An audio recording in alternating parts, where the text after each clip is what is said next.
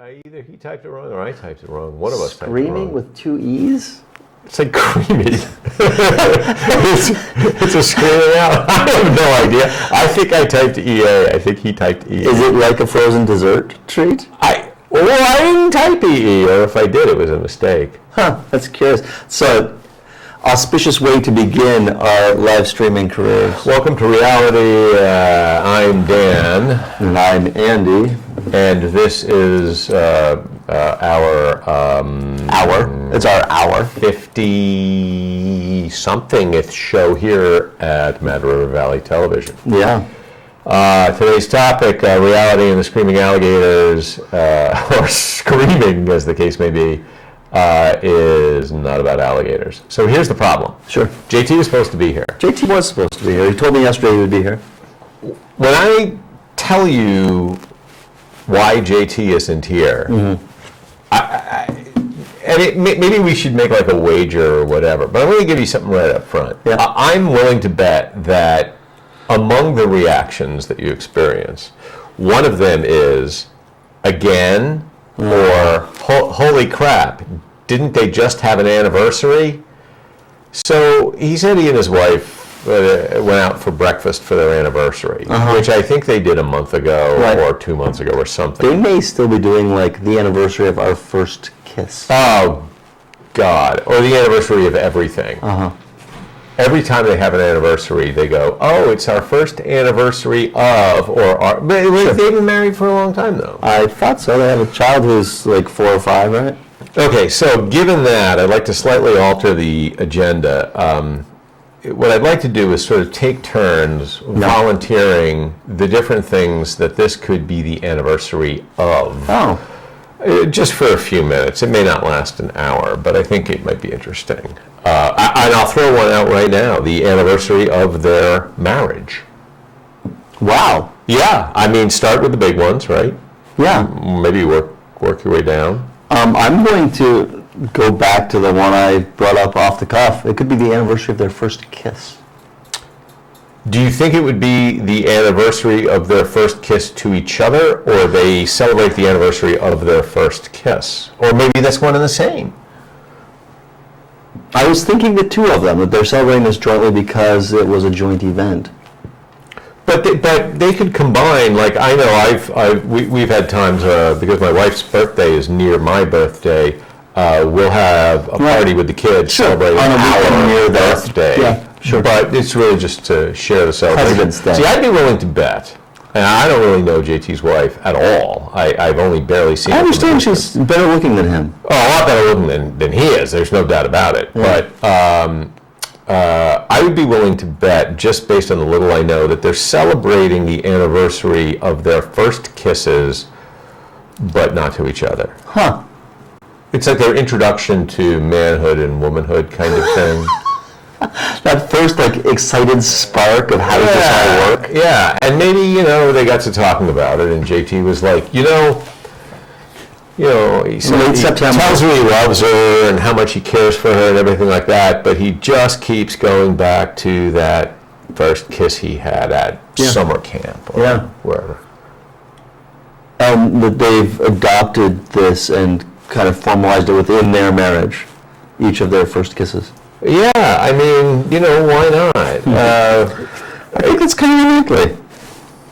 Well, I tell you what, let's think this through then. Where would you think JT's first romantic kiss was? I would guess it was at a family reunion. I was actually going to guess it was with his mother. No, seriously. Same channel, different episode, different show. Yeah. Okay, so if not his mother, like a cousin? Yeah, second cousin at a late June reunion in middle school. Are you just avoiding the whole first cousin thing? Yeah. So it's just because you don't want to have somebody go, I don't want JT to be particularly offended by anything I say here. Or by thinking that the two of us think incest is his first introduction to to public sex, or it could have been private, but more than one, let's say. You're trying to make this station regret their choices immediately. No, I'm just saying, on the one hand, this could be a ham-fisted attempt at humor, but on the other hand, it could come across as the two of us ganging up on him because he's not here. Sure, and try to create an incentive for him to show up. Right, but it could. I mean, look, I don't think we're wrong in the way we're guessing. Yeah, no, I feel okay about So let's come up with some other believable scenarios. I mean, it wasn't his mother, it was or a cousin, at a family reunion. What do we know about JT? I mean, where would he be actually kissing? You know what I go to here is his single-minded fixation with Disney World, and maybe that's stems from a sexual awakening at Disney World with, say, a carny or a vendor of some kind of sweetened thing. Wearing a costume? I'm not sure if it would be one of the costumed, whatever they call the people who create the experience there at Disney World. The actineers or something. That's right. A really dumb question. What's the name of the princess in the castle at Disney World? Oh, my goodness. Is it a princess from a show? Or is it generic princess? Disney's princesses, there's, like 8 of them now, based on all of their... Is it related to the Cinderella thing? Probably. So do you call her Cinderella? Because that was really not when she was a princess. Right, the cinder thing. Right. So like gathering cinders. Did her name change when she...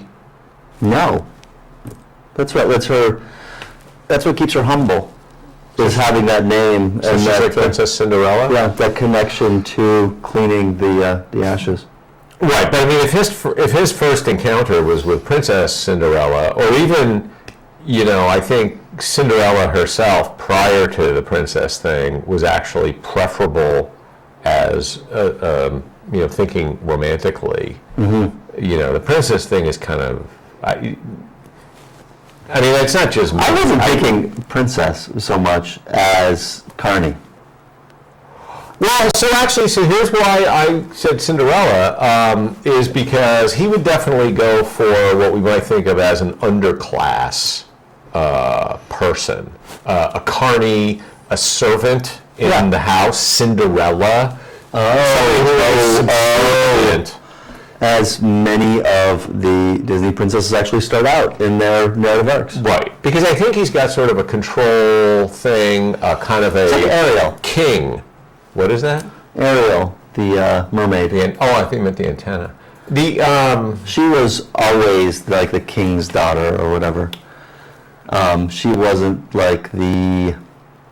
Well, how old is he? Wouldn't Ariel have been after he was sexually mature, so to speak? How long does that go back? The Little Mermaid? Yeah. Wasn't that like 2000? 1990? I have no anchors for these things. Yeah, but he's not like 25. I mean, how old is he? 40? I don't think so. But I have no idea. He looks 40. He's kind of almost 25, but he looks 40. Oh, weird. Well, actually, I don't even know if his wife looks 25 because I only saw the back of her head. And I know from the back of my head, this is why I usually like to have the back of my head on camera, I look 30. I was going to say 70, but okay. It's when people come around to the side that they go, whoo. Yeah. Oh, so, getting back to JT's first kiss, I have one quick tangent that is related more to the back of my head comment. Should we be staring at a point? This is so weird having the cameras aligned as they are, because generally we pay attention to the central camera and not... Yeah. Where's our audience? Is it you guys? No, but we know that this is on YouTube. Right, so streaming is over hi, YouTube, hi, Mad River Valley cable subscriber. That's the way you have to do it. Right. Yeah, so All right. yeah, That's good. all right, I like We it. can use those stills on our promotional materials. Yes. Okay. So, so here's my quick aside, having to do more with the back of my head than anything. Well, really, there's two asides. One is I didn't mean to left aside. I didn't mean to imply when I said I only knew his wife from the back of her head. Yeah. That you know that's was not what I obvious, meant. like, I saw her from a distance. Head is Right. I saw her from a distance, and I'm not bragging or anything, but she was at quite a distance across. Oh, you're talking about your visual acuity now. Right. She was across the restaurant at Sarducci, so I always saw the back of her head. But here's what... You're not referencing fellatio. No. So, no. How would you only see the back of somebody's head? Well, that would really require a little... All right, so anyway... No, so the other tangent I was going to say is last night I had a body dysmorphia hallucination episode. Whoa. It was almost like a panic attack, Yeah. but it had the incredible benefit of being an extraordinarily humorous variant on body dysmorphia. I didn't feel like this at the time, but by the time this morning rolled around, I did feel a lot better about it. I actually felt that if someone were to look at me, what they would basically see is, if I were to illustrate it in caricature, Sure. a potato Yeah. with a lumpy potato head and stick arms, almost like Linus's snowman or Charlie Brown's snowman. Sure. Or like you draw a stick figure with like these little scrawny arms and little scrawny fingers. Yep. And I actually said to my wife, "Oh my God, what is happening to me? I feel like I look like a potato marionette." And I wasn't saying it as a joke. I felt like that's what I looked like.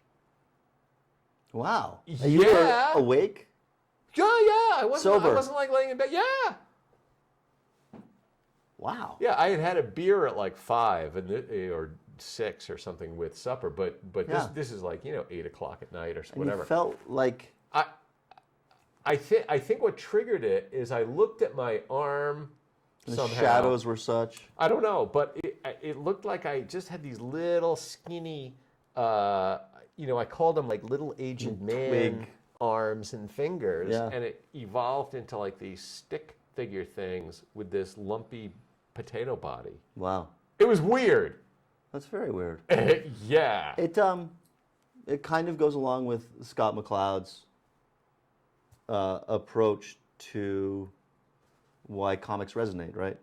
We think of ourselves in a very caricatured way, right? When we look at this very simple image, when I think about how I look, I don't think of as detailed Right.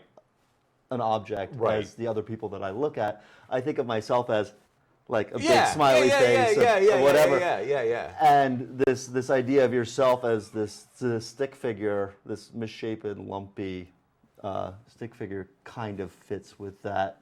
That's actually extraordinarily fascinating. But then, in a way, it sort of speaks to what happens when the normal mechanism goes awry. And if most people are like, "Yeah, I'm a pretty good-looking guy," or whatever, this is sort of like the twisted opposite of that, where your visualization of yourself becomes transformed into something sort of nightmarish. That's kind of why I was wondering if there was like hallucinogens involved at all. No, but that's... Perception of self can change a lot in those kinds of situations. I would say it is essentially that, but not done with the aid of, like psilocybin. 20 or, micrograms of Right. acid. And one of the things that I've noted that has happened in the past is, and this is really opening myself up for a joke, and I don't care.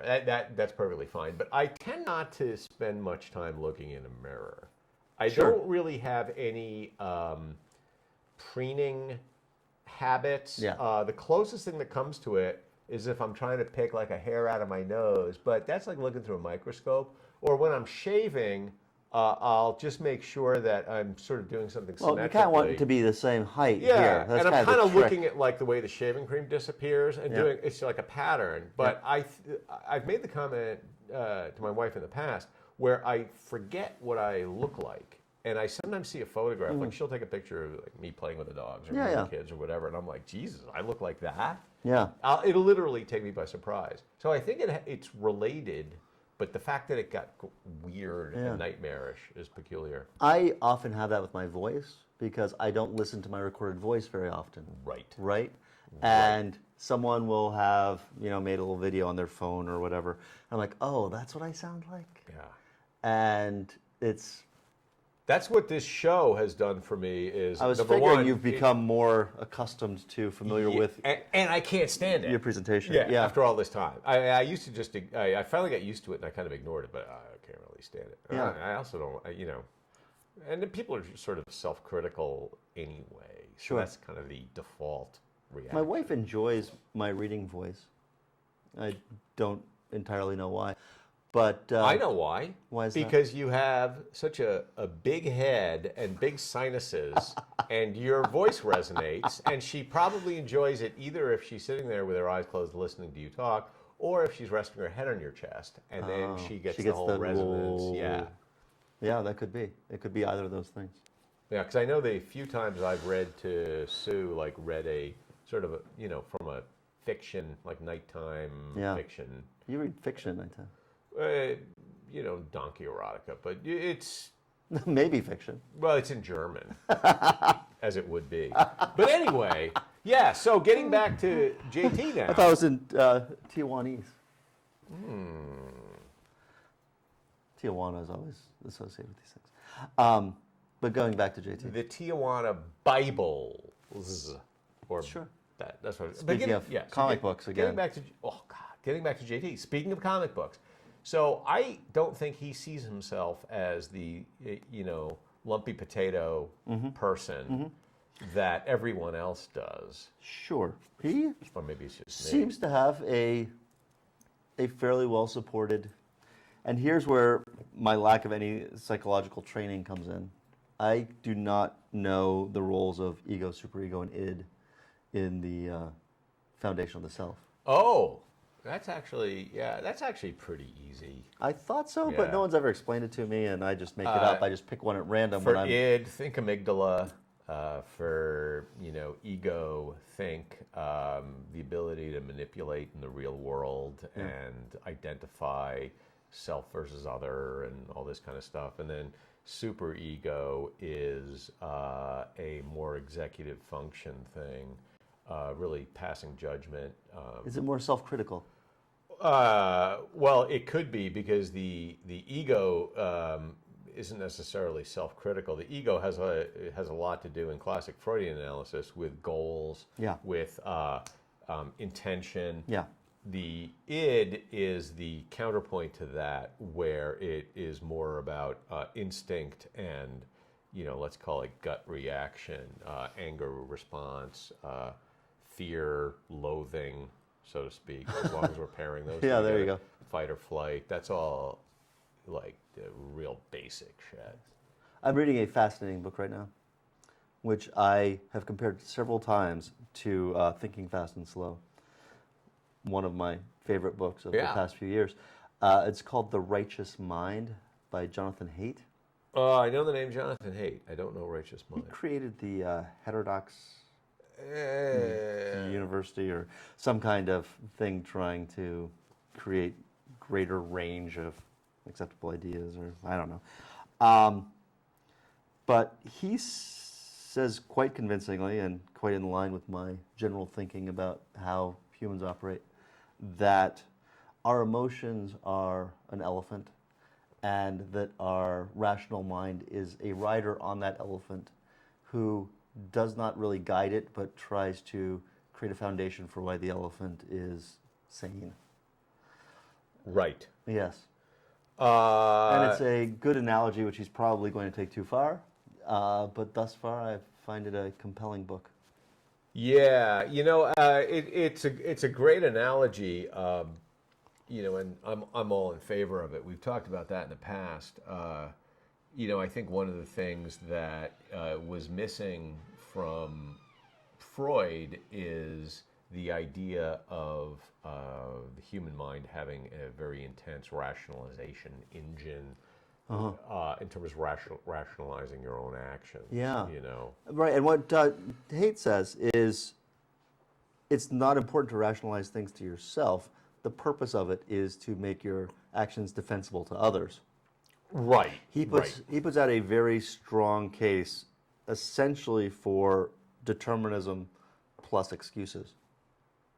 Yeah, and I think the overlap with Freud there is that Freud would focus more on excuses as in delusions, so to speak, where you're robbing yourself of like the clear explanation, and I suppose you could argue that that's really all about the rationalization that we were just talking about. But I think from Freud's perspective, it's not so much that it is the way people operate; it's that the way a person who is suffering operates, or it's like a dysfunction, not a function. I see. So he thought that, in general, humans are well balanced and okay, and there's just a whole bunch of ways things go awry. I think there are what he shared with Jung was certain fundamental notions of archetypal imagining of the world, so that certain relationships and certain aspects of the world are kind of built in as a template. So it's neither function nor dysfunction. It's the mechanism by which you cope, or the way you operate in the world. And again, it's not so much a rationalization as it's built in, like say maternal love.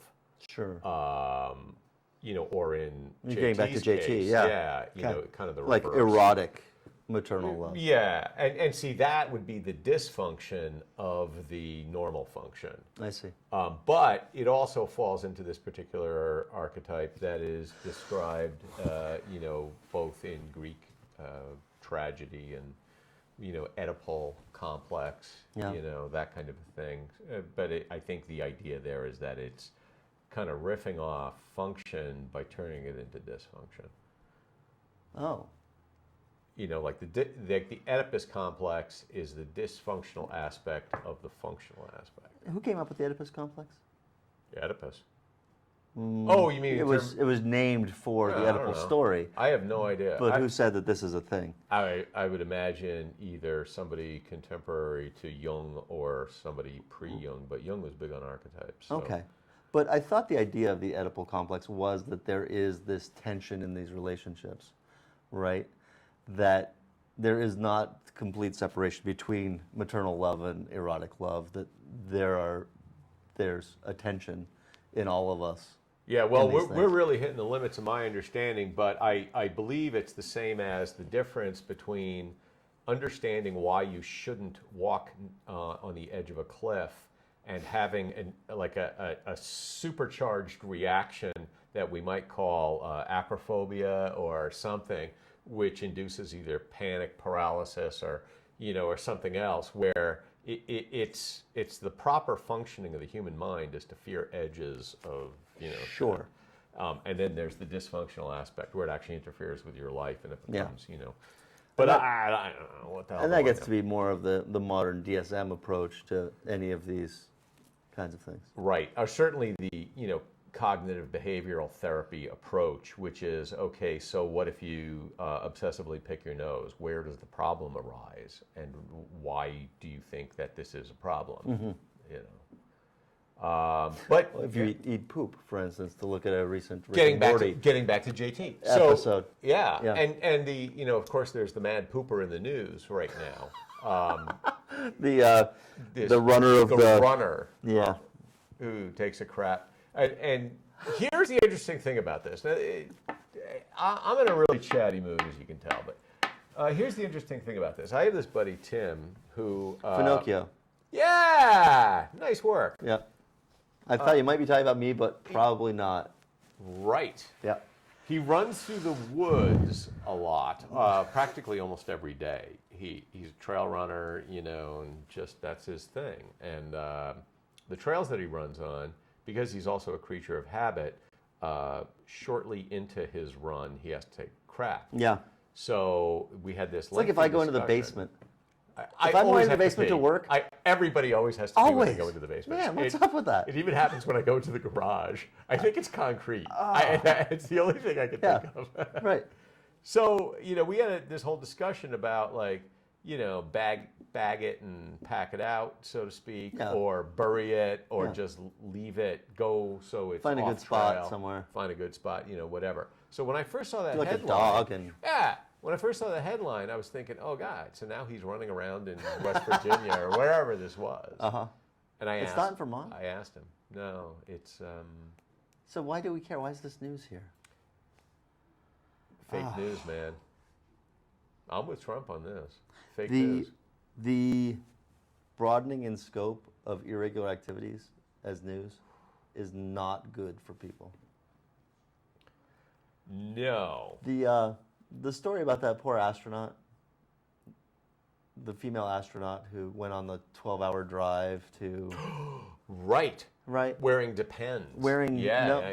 NASA Depends. Yeah, she had like the fancy ones. Yeah. Right? But that is really a sad story of local interest, maybe. And yet it becomes a national story. This raises a fascinating friggin' point. Getting back to function and dysfunction. Yeah. Using people's behavior in anecdotal form has always been I'll use the word template again, a template for morality and ethical judgment. So like we have Aesop's fables where we have this anecdote that forms really an opportunity for a child or adult to think through. Boy Who Cries Wolf. Yeah, all this kind of stuff. Sure. So in some ways, telling the story of this astronaut who clad herself in absorbent material so she could drive. What was it to? Very far. It wasn't to to kill somebody. Confront X. Yeah. Like just knock on their door and yell at them or something. It was. But I think in part we tell those stories because it's a lesson, because we have to decide where we fall on either not just taking sides, but how we would react to that and what we think of that, and maybe modify our role in society based upon that story. It's like, the story that Rachel told about this creepy guy. Sure. I keep my distance from strangers for a very good reason. Yeah, we might tell our viewers a little bit without doing anything like giving away names of people like you just did. Our viewers. Our viewers? What did I say? You said our viewers. Yeah. We have viewers. It's possible that we have viewers. We are both on cable television Damn dog, that's network, pretty. as well as on one of the leading media platforms in the world. Yeah, but Anyway, so a female we work with experienced several times yesterday the very awkward and uncomfortable intrusion of a man into her personal space in public spaces. Yeah. But a violation of social norms with impunity that made her very uncomfortable. But it was multi-layered, because one of the last things she was telling me, because I missed the first part of the story, is that the guy who was creeping her out had a wife and child who were shopping in Walmart with him. Yeah. And he was like creeping her. Yeah. Not his wife, creeping. Yeah. Horrible. Rachel. Yeah. And I didn't hear the first part of the story, but something happened in the store. Well, I'm not sure about that either. As you saw, I got there late, but I know from other social media sources that this was one of several incidents yesterday, including several individuals that were It wasn't the same guy? No. That were intrusive and annoying to her. Holy crap. And to her credit, she says, yeah, this doesn't happen a lot, and this is not a common discomfort that I have being a woman in American society. But I think it's just a horrible feature of our society. This happens at all. And there's not socially acceptable ways to confront and neutralize this kind of creeper. Right. You know how like Phil Hartman's ex stabbed him. Yeah. Okay. I've never had a woman become weirdly like targeting me, Obsessive. like at a bar or in a grocery store or anything like that. I've had conversations with people because I'm very social, and seem to have like a mutually enjoyable conversation with total strangers. But it was usually something appropriate.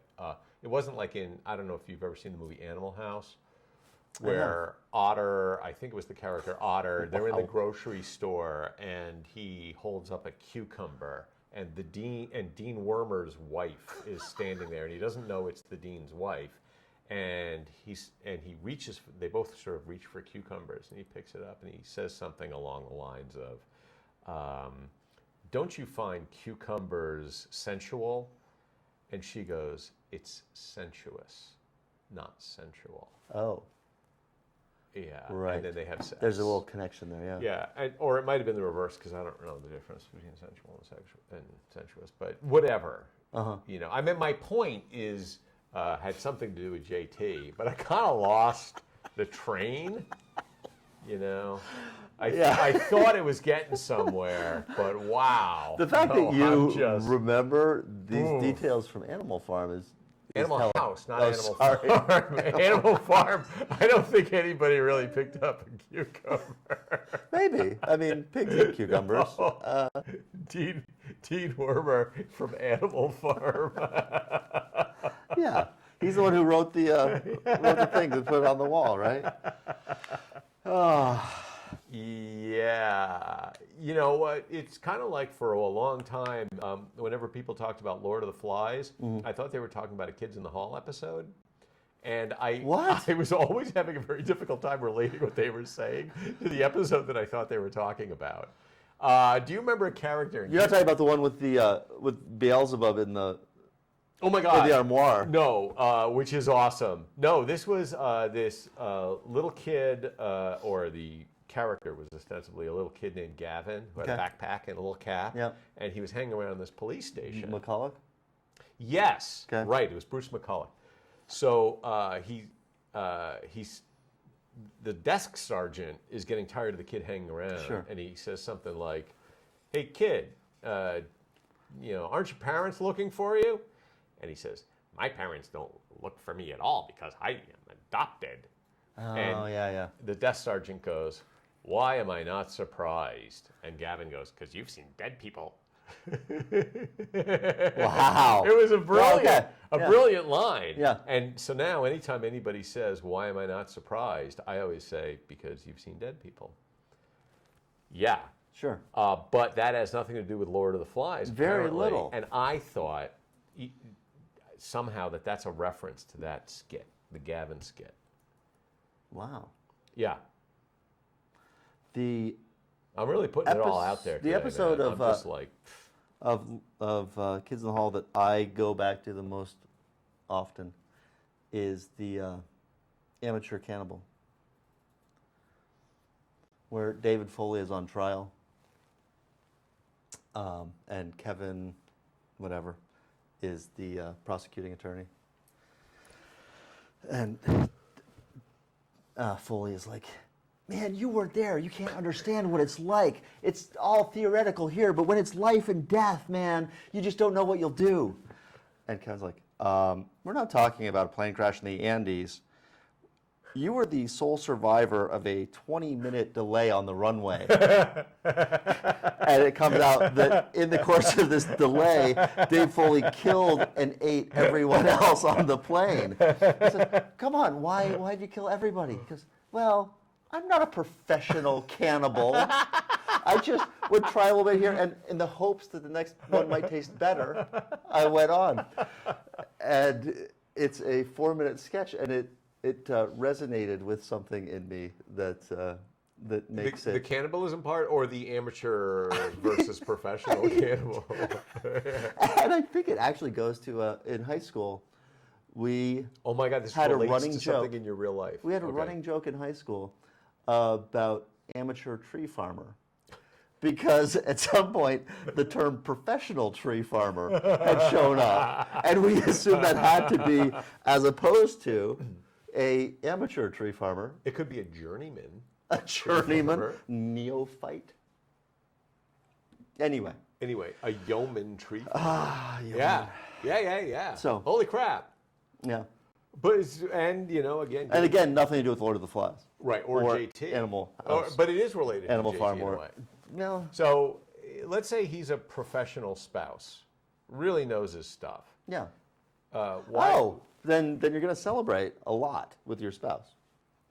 Maybe this is evidence for him being a professional spouse. Yeah. And not an amateur. Yeah. So That's surprising to me, though. that he's a professional? Yeah. Why? Because he sucks at everything else that we know he does? Well, because he has a certain Amateur. what's the word? Naif? A word for someone who, That who would is be the noun. someone Naive. someone who is Yeah. naive is a naif. I believe naive is the adjectival Yeah. form of. He appears as a naif. Yeah. A babe in the woods in many places in our interactions. And I'd be surprised if he had what I think of as the right stuff. the various tools Ah. to be a professional spouse, a seasoned veteran. Yeah, Well, let me give you an example. Okay. A specific example. please. He did a great job shielding his wife from you at the restaurant, I understand, which is Oh, he good. did. No, yeah, he that he got shows in between us. some good skill. Yeah. Yeah. He and I were talking in the break room, and we both noticed almost at the same time that there was an abandoned cup half full of what was now sort of cold coffee sitting at the table that we were at. Yes. And we didn't know, Whose it was? whose it was or anything. And the conversation kind of went back and forth in a little bit of banter related to the coffee cup. And, he said something like, well, if it were my coffee cup, he was like, well, why don't you just take it and dump it in the sink? And we were kind of riffing off that. And he said, well, if it was my coffee cup, I would happily give it to you so that you could then take ownership of it and clean it, or, dump it in the sink or whatever like that. And I said, how would we know if it was truly yours? Now, this is gonna sound like a dumb conversation, but again, this is like lunchroom banter. Sure. No, you're just filling time. Yeah, and so I said something like, we could always check for your fingerprints. Sure. And he says, I would be happy to give you my footprints, but they're upstairs in my shoes.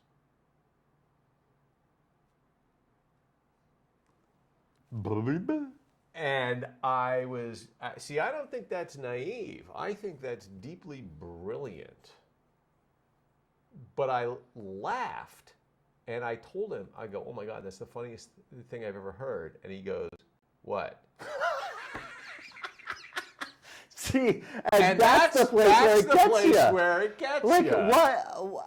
How did you? What? How did he construct that out of the whole cloth of the mental construct of reality as he does it, and yet just be so far away from where I am? Wow. Yeah. And I said to him, dude, you are a comic genius. Yeah. And he goes, now you're just mocking me. Right. Yeah. Which you weren't. Well, that's the thing. He's convinced that I'm doing this either just to inflate his ego or that I'm just making fun. As a comic genius, he is a very non-standard comic genius. Much more an Kaufman than a CK. True. Sort of Mitch Hedbergian as well. Perhaps. Yeah. Sometimes. The whole thing about the Dufresne's Party of Two? No. So it's a Hedberg Okay. routine, and he's like, sometimes I really worry about things that other people. Is this a thing that we're doing now with, like? Oh, am I being inappropriate here? Well, I know that in Waitsfield it's pretty common for show your men nipples. to to leave their shirts unbuttoned a little further. I don't approve. That's completely inappropriate. Yeah. That looks better. So so he says, like, I'm at a restaurant, Yeah. and they call out, Smith, party of four, and they show them to their table. The Smiths step forward and show them to the table. And then a few minutes later, the maitre d' calls out, Dufresne, party of two. Right. Nobody moves. Yeah, I'll be a Dufresne. He goes, all night, I'm like, aren't we worried about the Dufresnes? Like, what happened to these people? Yeah. They could be like locked in a trunk in the parking lot. Yeah. Why is no one concerned that the Dufresnes have disappeared? Sure. And it's a funny routine. The bit doesn't go on forever. Sure. But it's a funny bit when Hedberg does it. Yeah, of course. When I do it, I'm really just telling you about him. Yeah, doing yeah. it, and that. No, and it's like footprints are upstairs in my shoes. In what way? In that when you tell it, it has no. You're retelling it in a Right, way that neuters the. Right, but when I told you the footprints anecdote, you appreciated Sure. the entire humor. When I told you the Dufresne party of two, Yeah. you didn't even really see where it was going or why it would be funny. And I attribute that to my own shortcomings in my ability to relate me too. an anecdote. Yeah. Well, I got one for you that you'll think is very, very funny. And it's not about the lab tests and the CAT scan. Thank God. Yeah. No, so I know this woman, this 80-something-year-old woman, maybe 89 now. Oh my gosh, yeah. Who had bladder stones. Oh, sure. And it wasn't clear that she had bladder stones when she was admitted into the hospital, but they very relatively quickly determined that was the problem and whatnot. And when she met with the doctor, he said, well, you have bladder stones. And she goes, well, how did I get bladder stones? And the doctor found himself at a little bit of a crossroads because this woman with the bladder stones was not of a background that would suggest that she even knew how the body worked or that what the function of her bladder was. Yes. So He decided to analogize. he decided to not to analogize, but to explain it very sort of superficially, like these are just one of those things that can happen. You can get these calcium-based deposits in your bladder. And she says, what's calcium? Sure. She goes, I know they have that in pills and in milk. And he again found himself at a little bit of a crossroads. Sure. Do I keep going down this path? Yeah. And he explained it again, or he explained some aspect Calcium of is, it. yeah. And she said, well, is there something wrong with me? Why is this happening? Because this doesn't happen to everybody. And he said, well, you are 89, and this is one of those things that can just kind of happen. So they kind of end the conversation politely and courteously, and off he goes, and she turns to the nurse and says, I don't think he has the slightest idea what he's talking about. Yeah. Yeah. Huh. Oh, well, no, so I forgot to tell you, she was the woman who got strangled Oh. in the hospital by not the nurse that she made the comment to, but there was that male nurse. The male who nurse like was killing everyone. Yeah. Yeah. Huh. Or strangled That makes or sense. what, injected with Yeah. formaldehyde or whatever. Okay. Yeah. Oh. No, I forgot that part of it. No, it makes Right. perfect sense now. No, so, but again, that's the problem. See, if you explain too much, Yeah. the joke becomes Oh. ineffective. Generally. Emasculated. Yeah. So, Because the reason for the humor is the connection made by the recipient of the joke. I guess I thought it was pretty funny that she thought the doctor was an idiot. I thought it was funny that she was strangled. Well, that's interesting. But you did get the part that she was sort of Yeah. not ignorant, but she wasn't very well educated. Well, and so her judgment. Then the doctor assumed that of her. Well, it was actually it wasn't really an assumption. It was quite clear that she was not somebody of vast academic training well, let's call it. So he just tried Mildly to keep... senile. No, not senile. 89. But, age and senility, while they kind of can go hand in hand, one doesn't cause Right. the other in that sense. Necessary but insufficient. Right.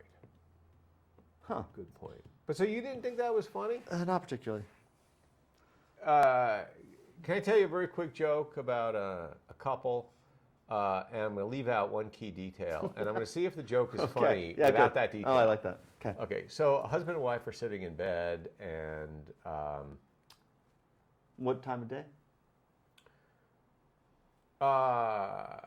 yeah, that's actually worth mentioning. It's nighttime, Okay. and they're in bed. Okay. Do they have kids?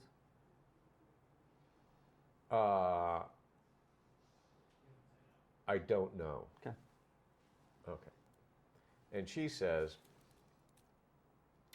Morris, would you close the window? It's cold outside. And he goes, A few minutes later, she says, Morris, would you please close the window? It's very cold outside. Yeah. Morris, the draft is terrible. There's a cold, cold breeze. It's cold. It's very cold outside. Would you close the window? And he gets up out of bed, storms over the window, slams it shut, says, there, now it's warm outside. You didn't leave anything out. I did. Did you think it was a funny joke? It's modestly funny. It's a Lockhorns type joke. Yes, right. And some of those are actually pretty good. I always read the Lockhorns when I got a Sunday paper because like 1 in every 50 Right. was actually like, oh my goodness, that's a great dig. Right. It's not just Which you makes burned it- the roast again. Right, which makes it 4 times as funny as Kathy. Yes. Yes. Which, Every now and then. once a year. Once every 250 or so. Yeah.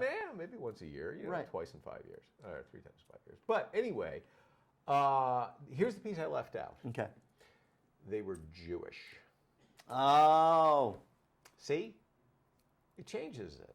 it does. A little bit. And not just as some kind of like ethnic joke. Yeah. But now, when you hear it again, you hear, Morris, Yeah. close the window. And he goes, "Argh." Right. I say, "Yeah, Yeah. No, it does change it. You're right.